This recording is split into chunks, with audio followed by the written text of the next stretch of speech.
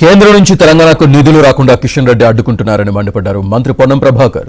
తెలంగాణ అభివృద్ధిలో రాజకీయాలు చేయడం మంచిది కాదని హెచ్చరించారు. బీఆర్ఎస్ బీజేపీ ఒక్కటే అంటున్న మంత్రి పొన్నంతో మా ప్రతినిధి సుభాష్ ఫేస్ టు ఫేస్.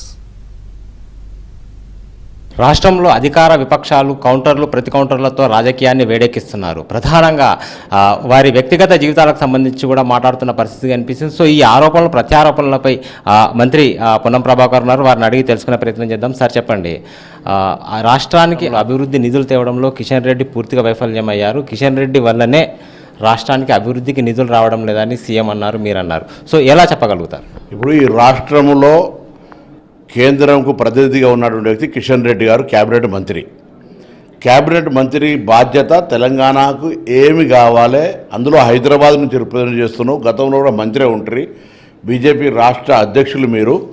తెలంగాణకు సంబంధించి కేంద్రం నుంచి కొన్ని ప్రాజెక్టులకు రాష్ట్ర ప్రభుత్వం ప్రతిపాదనలు చేసింది. ఇంతకుముందు మీకు ఒక బెస్ట్ రీజన్ ఉంటుండే, ఎందుకంటే కేసీఆర్ గారు ప్రధానమంత్రి గారిని కలుస్తలేరు, అభివృద్ధి గురించి అడుగుతలేరని కారణం చెప్పుకున్నారు. ఇవాళ అటువంటి పరిస్థితి లేదు. ముఖ్యమంత్రి గారు ప్రధానమంత్రి గారిని మంత్రుల్ని, మేము కూడా అనేక సందర్భాల్లో మంత్రుల్ని ఇంక్లూడింగ్ కిషన్ రెడ్డి గారిని కూడా కలిసి రాష్ట్రానికి రావాల్సిన ప్రయోజనాలు అభివృద్ధి మీద అడుగుతా ఉన్నాం.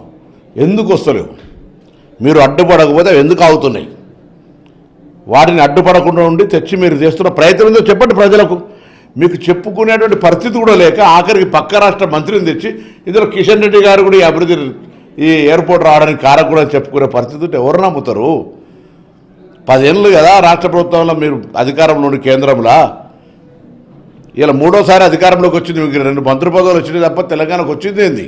అంటే కేంద్రం నిధులు ఇవ్వడానికి సిద్ధంగా ఉన్నప్పటికీ కిషన్ రెడ్డి కావచ్చు, ఇక్కడ ఉన్న మంత్రులు, కేంద్ర మంత్రులు కావచ్చు, అడ్డుకుంటున్నారని మీరు అభిప్రాయపడుతున్నారా? ఇప్పుడు నిధులు ఇవ్వాల్సిన బాధ్యత వాళ్ళకు ఉంది, వాటిని అడిగి తీసుకురావాల్సిన బాధ్యత వీళ్ళకు ఉంది.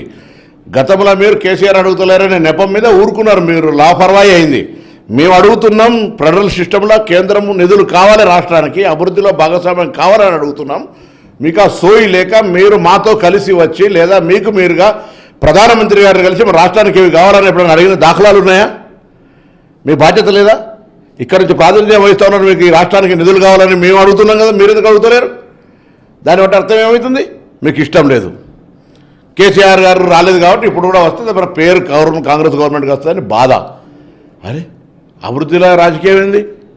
కేంద్రం నుంచి రైట్ ఉంది కదా, తెలంగాణ 29 రాష్ట్రాల్లో ఈ దేశంలో మేము కూడా ఒక రాష్ట్రం కదా, కొత్తగా ఏర్పడ్డ రాష్ట్రం కదా, మాకు విభజన హామీలు అమలు కావాలి కదా.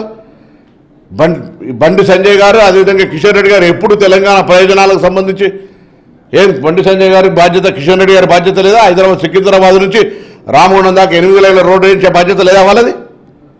మేము అడుగుతున్నాం కదా, మేము అడిగినాక కూడా మీరు తెచ్చే బాధ్యత కాదా? త్రిపులార్కు సంబంధించిన ప్రాసెస్ అంతా గడ్కరీ గారు ఒప్పుకున్నాక ఎందుకు అవుతా ఉన్నది?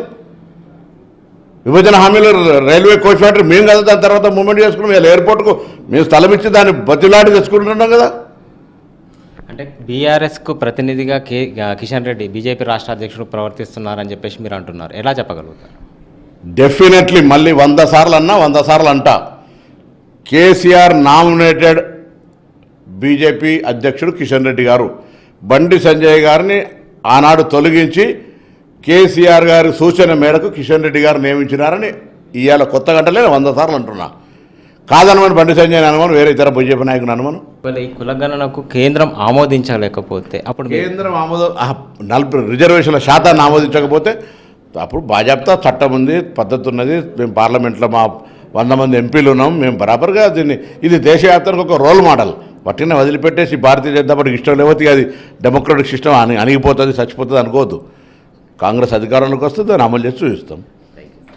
సో మొత్తంగా కాంగ్రెస్ ప్రభుత్వం చెప్పిన హామీలన్నింటిని కూడా నెరవేరుస్తూ ఈ కులగణనకు సంబంధించిన కూడా నెరవేరుస్తామని చెప్పేసి స్పష్టం చేస్తున్న పరిస్థితి కనిపిస్తుంది. అదేవిధంగా ప్రతిపక్షాలు కూడా ప్రతిదాన్ని విమర్శించడం కాకుండా సంబంధించిన అంశాలు ప్రభుత్వం దృష్టికి తీసుకొస్తే వాటిని పరిష్కరించే దిశగా ఆలోచిస్తామని చెప్పి చెప్తున్నారు. వీడియో జర్నలిస్ట్ గిరితో సుభాష్, ఏబిఎన్ ఆంధ్రజ్యోతి.